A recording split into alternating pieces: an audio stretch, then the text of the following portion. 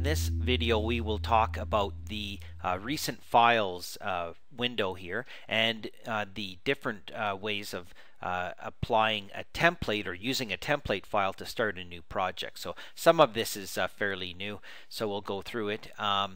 First of all, if you go back and hit the open button in here, there's always the option to go in here and browse and go pick a file where you want to open it. And you can go in and navigate through here and use your regular Windows means.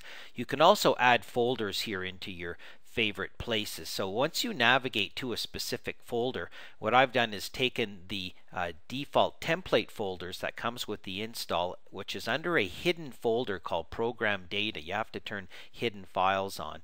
Then Autodesk RVT 2013 templates, and that folder in particular, you see where it is. I've navigated to that folder, which gives me the installed template files that comes with Revit out of the box, and I've gone down here and hit add current folder to places, and then it sits up in here and acts like a shortcut. So that'll be available anytime I hit the open button, which is kind of nice.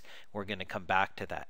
So open really hasn't changed. You open a file. Also available up in here, and if you hit open, it'll prompt you, and then you can also say open a project, open a family, open a Revit, any Revit file, building component, the ADSK Civil 3D files, IFC files, your IFC options, some sample files, and then there's our good old options down inside of here. So open available by picking on here, and once again it's just going to prompt you to go pick a file. So there's nothing really new there. The first thing we'll notice on the next button, new, is that it isn't the old Q new button, which just started a project and used whatever was the default template file. There is no such thing as the default anymore. These are the available template files. So if you pick new on here, it's not going to just start a new project with the default. It's going to prompt you for one of these 4 preset template files, and we can add some more, and we're going to do that. Or you can go browse in here and pick another template file in here, and you can go again onto the server. Note that they're RTE files, Revit template project template files. So there's some of the default ones that are listed with the install. So the point being here is there's no more Q new. There's no more default template files. And then next on the list is a series of available template files, and we can preset these. So back in here, as we saw in an earlier video, under the big purple R, under options, if we go to file locations, you can see you have different file locations. This is just the name that will display here, and this is the actual path of the file. So you can pick in here, and you can go in and you can see where these guys are coming from, and then you can go pick the browse button at the end if you want to change it.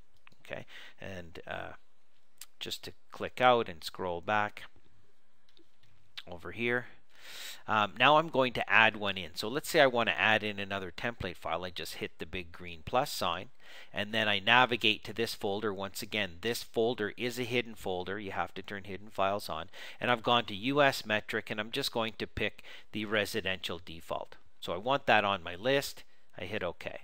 It'll also be on the pick list when I hit my new button over here. So it's inside of here, and I can just pick in here and backspace this. In fact, I don't need the word template in here. It's obvious to me that they are templates files. So I'm just going to clean, oops, didn't want to do that. Hit escape, bring it back, click in there, make sure I click in once, click in twice, pick once, pick twice, backspace, pick once, pick twice, backspace.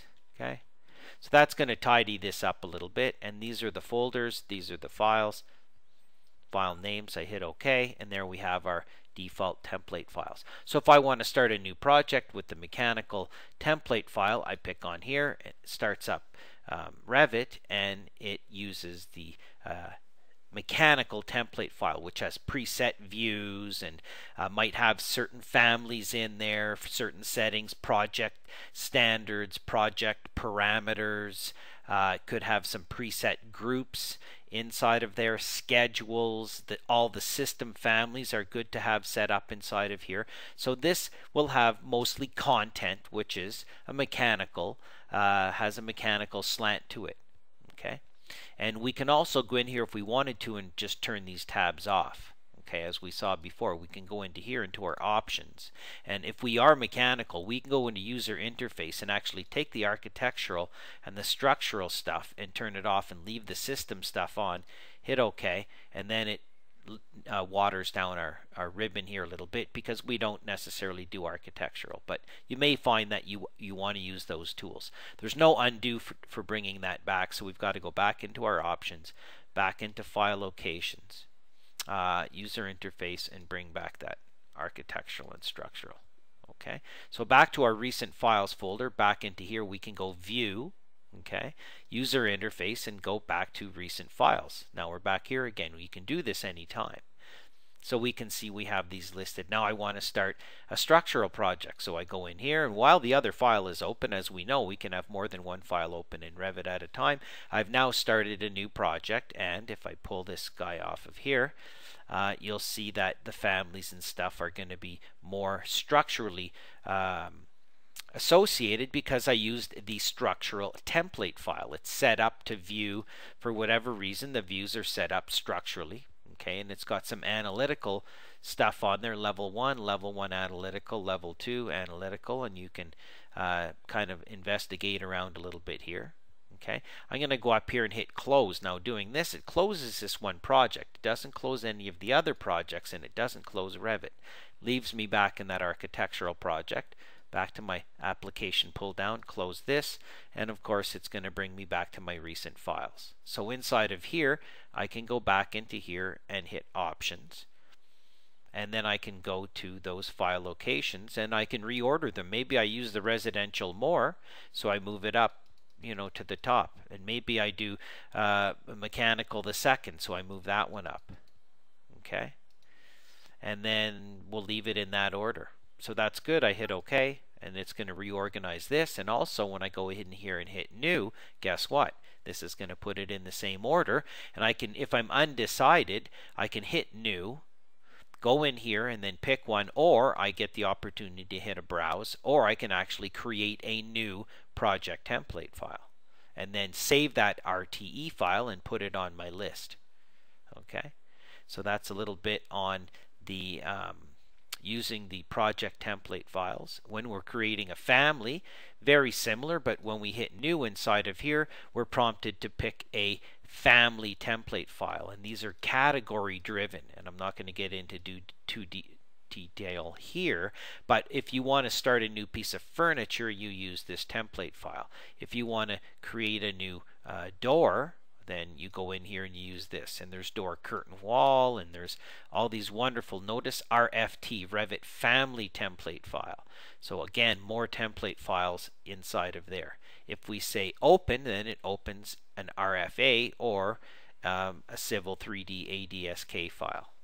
Okay, and we can again talk more about that. New conceptual massing only has one possible template file, massing, and you can see where that is. It's in its own little special folder. Okay, so that has to be used, and there's only one when you create a new conceptual mass family. And then Autodesk Seek is just a more or less FTP site for some content and stuff like that. So a little bit of information on organizing your wonderful template files, and of course the last files that you open project wise will sit up inside of here.